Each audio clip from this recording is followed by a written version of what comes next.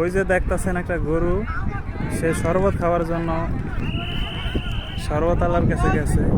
ঠান্ডা আইসক্রিম, ঠান্ডা বরফ আইসক্রিম শরবত খাবে, সেই অপেক্ষায় আছে। এই ক্রিকেট খেলার মাঠ খুবই সুন্দরভাবে একটা শট দিছে কিছুক্ষণ আগে পোলাটা।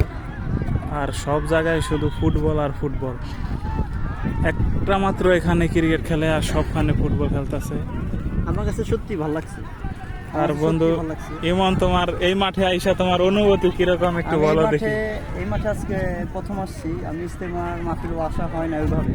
আসছি মেন রাস্তা ছিলাম, কিন্তু এবার মাঠে আসা হয় না। আচ্ছা। কিন্তু যে মাঠে যে এতগুলো মাঠে যে ফুটবল খেলা হইতেছে, এতগুলো দল, খুব ভালো লাগছে।